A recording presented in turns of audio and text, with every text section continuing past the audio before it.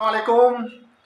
आप सभी बहुत अच्छी तरह आ, हज के लिए पहुंच चुके हैं, तैयार हैं, जाने वाले हैं।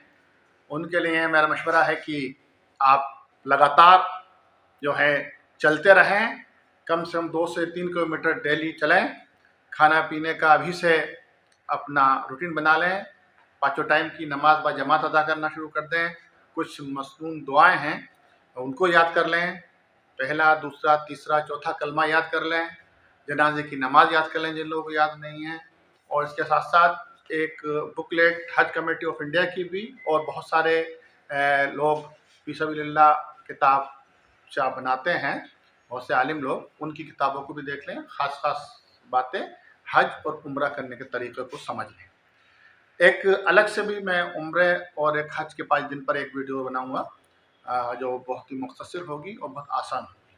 उसको आप ज़रूर देखिएगा और मेरे इस चैनल को सब्सक्राइब करते रहिए और अपने साथियों से भी कराते रहिए, ताकि सही जानकारी तजर्बे की बुनियाद पर मैं आप तक पहुँचाता रहूँ और आप भी उससे फैज़याब हों और दूसरे लोग भी हों।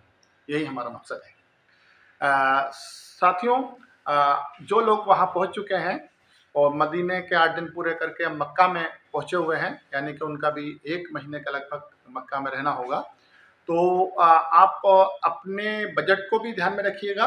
बहुत ही ज़्यादा शॉपिंग मत कीजिए, क्योंकि आपको मेन आपका टारगेट है हज के 5 दिन, उसकी तैयारी कीजिए। कुछ 1-2 उम्रे कर सकते हैं आप आयशा मस्जिद से। और इसके साथ साथ कुछ और बातें बताऊं मक्के को लेकर। मक्के में थोड़ा गर्मी ज़्यादा पड़ती है, तो आप पानी ज़मज़म लिक्विड ज़रूर पीते रहिए। इसके साथ साथ जो गारे हिरा है, गारे सौद है, और मक्का का जो एक म्यूज़ियम है, वहाँ ज़रूर जाइए देखने। बहुत अच्छी वहाँ आपको पुरानी चीज़ें मिलेंगी रखी हुई।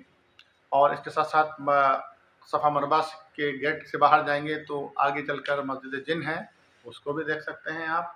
और आसपास की हुज़ूर सल्लल्लाहु अलैहि वसल्लम का वो घर है जहाँ की पैदाइश हुई थी, वो भी वहीं करीब है। तो कुछ चीज़ें के बारे में जानकारी आपको होनी चाहिए और होगी, उन चीज़ों को देखते रहिए। उम्रा करने में बहुत ज़्यादा आप जोश मत दिखाइए, इतने ही कीजिए जितने बआसानी कर सकते हैं। तवाफ़ करते रहिए, नमाज़ें कोशिश करिए हरम में हों ज़्यादा से ज़्यादा, क्योंकि एक नमाज का वहाँ 1 लाख नमाज के बराबर सवाब होता है। और वहाँ कोई चीज़ पड़ी हो कहीं सड़क पर, उसे उठाइए मत। उससे बेहतर है आप किसी और की कोई तलाश कर रहा हो और आपको जानकारी हो, उसकी मदद कर लें। और इंडियन हाजी इंफॉर्मेशन सिस्टम, ये एक एप्लीकेशन है CGI जद्दा की, गवर्नमेंट ऑफ इंडिया की तरफ से।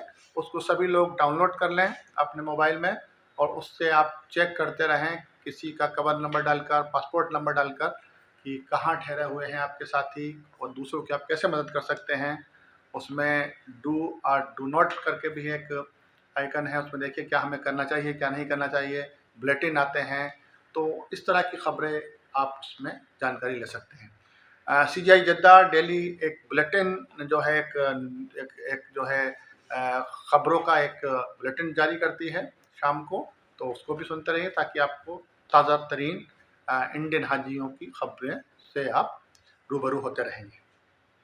साथियों, हमारा मक्का में यानी कि अज़ीज़िया में कई हमारे ऑफिसेज़ हैं और कई हमारे हॉस्पिटल हैं, और हर ब्रांच ऑफिस में एक जो है एक डिस्पेंसरी होती है। तो आपको दवाइयों की वहाँ कोई परेशानी नहीं आएगी, किसी तरह की जाँच की कोई परेशानी नहीं आएगी। और अगर व्हील चेयर की भी ज़रूरत हो, वो भी उन ऑफिस में दस्तयाब होती है। कुछ रियाल जमा करके आप जो रिफंडेबल होते हैं वो आप ले सकते हैं। और कुछ साथी ऐसे होते हैं जो अपनी ले जाते हैं व्हील चेयर, उनके लिए और भी अच्छी बात है, उन्हें कोई प्रॉब्लम नहीं है। बुज़ुर्गों का ख़ास ख्याल रखें, कोशिश करें कहीं भी जाएँ तो बुज़ुर्ग अगर कोई पीछे रह जाए तो उसको अपने साथ रखें, उनकी मदद करते रहें। होटल में ठहरते वक्त जो वहाँ पर एक तरह से गेस्ट रूम होते हैं, उनमें आप एक 2-3 बातों का ख्याल रखिए। किचन क्योंकि कंबाइंड होता है, 4-5 रूमों का एक साथ होता है, तो कोशिश करिए अपने साथियों को पूरा ध्यान रखिए। ये नहीं कि आप ही सब बनाते जा रहे हैं, दूसरों को भी मौका दीजिए। पानी भी वहाँ ज़मज़म का आपको मिल रहा होगा, उसको भी आप बहुत ही किफ़ायत से खर्च कीजिए।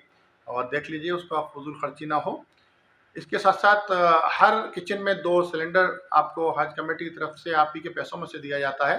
तो उन सिलेंडर्स के ख़त्म होने के बाद में आप आपस में चंदा करके और सिलेंडर खरीद सकते हैं और जो आप अपना खाना-पीने का सामान ले गए हैं उसको बना सकते हैं। पिछले कई सालों में देखने में आता है कभी-कभी वहाँ पर आग लगने की जो है घटनाएँ घटती हैं।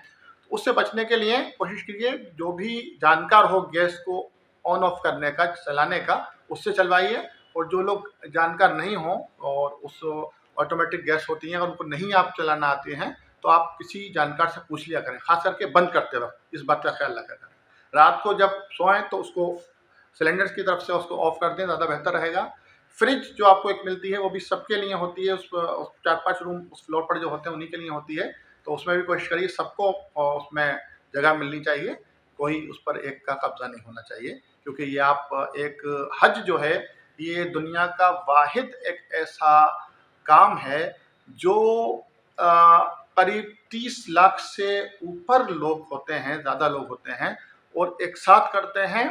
एक साथ के साथ-साथ इसमें मूवमेंट होता है।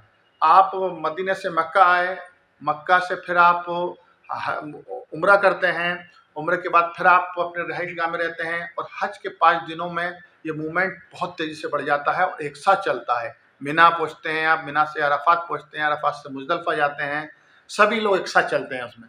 तो इसलिए कुछ बदइंतज़ामी नहीं होती, बल्कि हम लोगों की जल्दबाज़ी की वजह से कुछ जो है काम बिगड़ जाते हैं। तो एक जो ख़ास बात का आपको ख़्याल रखना है, वो सब्र का और डिसिप्लिन का। सब्र कीजिए, कोई आपसे आगे निकल गया, उसे निकलने दीजिए, आप आराम से पीछे-पीछे चलिए, तो उसमें आपकी भी सहूलियत है और आपके आगे और पीछे वालों की भी सहूलियत है। जो भी रूल हैं वहाँ के फ़ॉलो कीजिए, अगर कहीं आपको रोक दिया गया है तो रुक जाइए, थोड़ा सब्र कीजिए। उस टाइम में जो आप खाली बैठे हैं या खड़े हैं, उसमें भी आपको अजर मिलता रहेगा। उस टाइम आप तिलावत करते रहिए, दुआ माँगते रहिए, कोई भी वक़्त वहाँ पर खाली मत बैठिए। ये आपके लिए बहुत सुनहरा मौका है वहाँ इबादत करने का, अपनी दुआएँ माँगने का, एक-दूसरे के को समझने का। पूरा हिंदुस्तानी नहीं, पूरा दुनिया का वहाँ जमावड़ा होता है, तो उससे आप सीखिए। अच्छे लोग देखिए, इंडोनेशिया के लोग कितने डिसिप्लिन से काम करते हैं, उनसे सीखिए। मलेशिया के लोगों को देखिए और जितने भी मुस्लिम ममालिक हैं, वहाँ के लोग आते हैं। अमेरिका, रूस, कोई ऐसा मुल्क वहाँ नहीं मिलेगा आपको, चाइना, जहाँ पे आपको आज़मीन हज नहीं नज़र आएँ। तो उनकी अच्छी बातें सीखिए और कोशिश करिए अपनी भी अच्छी बातें उनको दीजिए। तो आप वहाँ अकेले नहीं हैं, आपके साथ पूरा हिंदुस्तान होता है, तिरंगा झंडे का एक टैग आपके साथ पड़ा होता है।